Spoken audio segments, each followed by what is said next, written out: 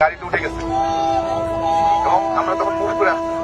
তো এখানে আসার পরে আমরা আমাদের পিছনে একটা জিপ আটকায় গেছে, কারণ জিপের সামনে আপনার হচ্ছে মোটামুটি 100 জনের মতো পুলিশ তখন আমার জিপের গেটে চলে আসছে।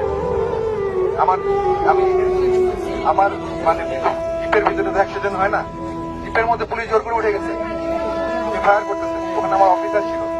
এখন সামনে 100 জন পুলিশ, তারা তাদের যে পজিশন রাস্তা ক্রস করে তারা যেভাবে হেঁটে আসে তারা এভাবে ফায়ার করতেছে এবং হেঁটে আসছে। সেখানে আমার অফিসার জিপ নিয়ে, আমি বোঝাতে পারছি আপনাদের, তারা কিন্তু ফায়ার করতে করতে বাইপাস পার হয়ে পল্লীবন্ধু হয়ে এসে তারা এখানে আত্মসমর্পণ করছে। তারা জানে তারা যেভাবে আসতেছে এটা ঠিক না, তারা যেভাবে নির্বিচারে গুলি চালাইছে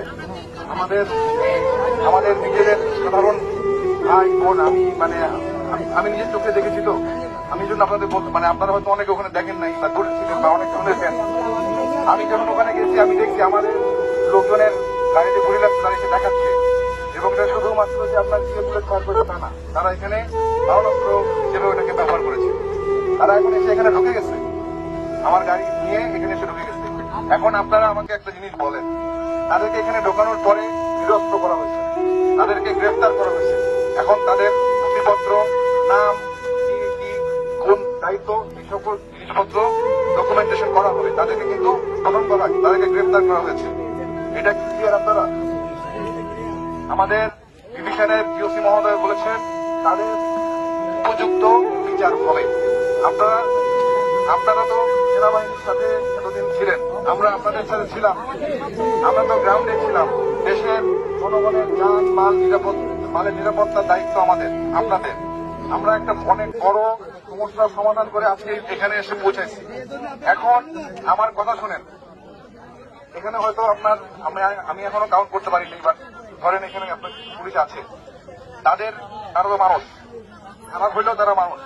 এখন আপনি যদি একজন মানুষকে আপনার সঙ্গে সে না হয় একটা অপরাধ করে আসছে, এই জন্য কিনা এখন আপনি তাকে নিয়ে এসে আমি এখানে ইয়ে করবো, তাকে আমি এখানে পানিশমেন্ট দেবো? এটা কি সভ্যতার? এটা কোন সভ্য জাতি না।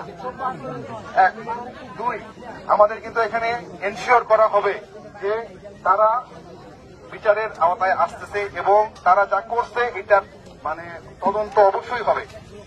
আর আমি নিজেও দেখছি কি হয়েছে।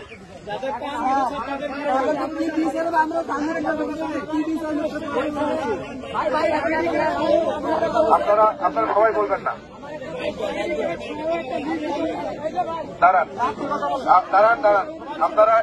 আপনারা আমাকে একজন করে বলেন যে আপনাদের আর কি জানতে চান।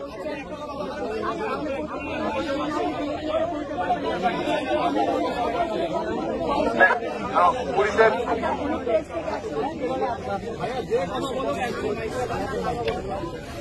সাংবাদিক